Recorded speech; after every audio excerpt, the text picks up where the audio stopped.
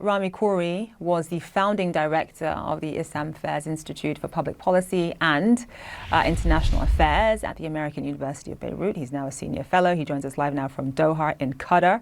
Rami, thank you so much for being with us. So just in terms of Karim Khan basically applying for these arrest warrants, obviously it still has to be approved by judges, but it is remarkable in that it would mean that Netanyahu and Gallant, if they travel to an ICC member country, that they could be arrested. I mean, this is the most serious, right? The most serious sort of international condemnation of Netanyahu's strategy of the war so far, of the way he has conducted this war so far.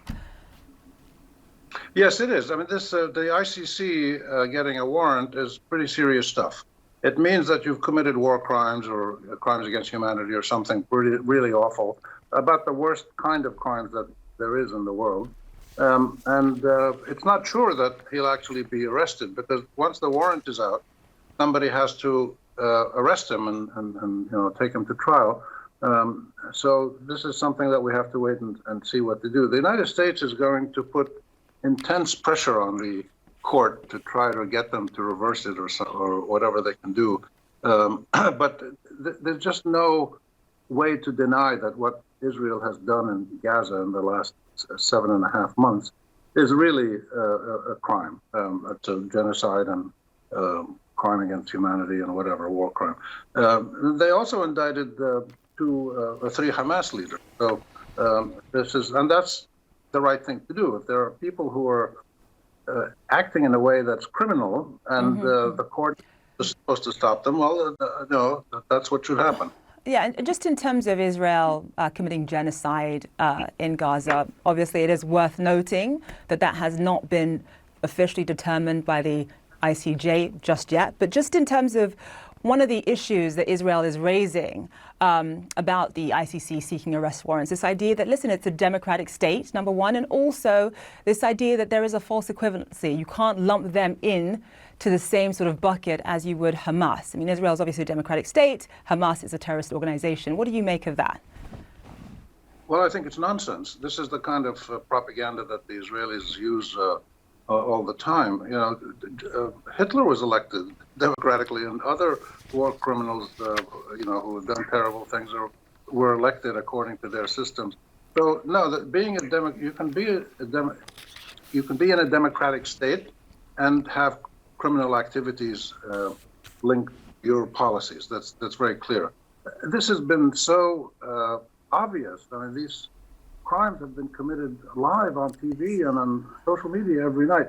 So it's very hard for the Israelis to get out of this. How they will try to neutralize it remains to be seen. They're going to certainly pull out all the stops, but we don't know if they can have the same kind of impact that they used to have. The Israelis are running into a big problem now, which is that all of their lobbying techniques, their propaganda techniques, their PR techniques that have succeeded for a century, really, since the Israeli-Palestinian conflict started a century ago, they've succeeded really well, except for the last 2 years, because the world sees what they're doing, and therefore they can't just keep doing the same things.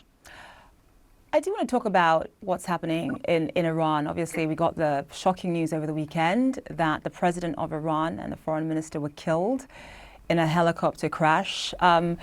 You think about what this means for the region and sort of what's happening in the region at this particular time. Obviously, there's been direct military action in terms of Iran's relationship with Israel and also via Iran's proxies as well. Raisi obviously is not the most powerful man in Iran. We know that.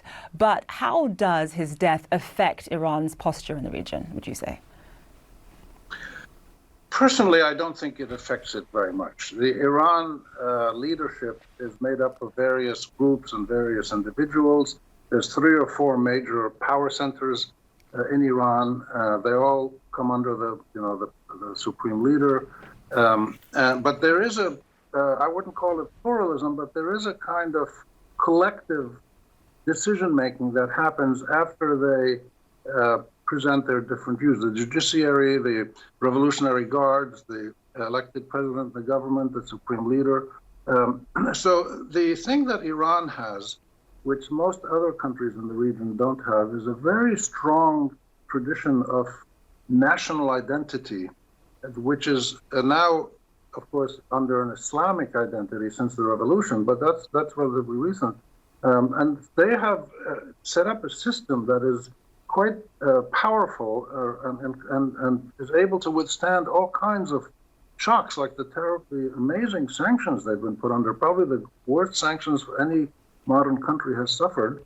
The intrusive inspections of the IAEA, the Energy Agency, and they're still there, moving along. So they have a kind of a depth to their national identity and their national institutions. And of course, the Israelis have been attacking and assassinating some of their key people, especially scientists and the head of the Revolutionary Guards, Soleimani. So they've suffered these kinds of losses, not really making much difference. So I don't think it's going to have much of an impact. There'll be a succession, there'll be a new election, and then they'll get on with it. All right, Rami Khouri, live for us there. Thank you for your time. We appreciate it.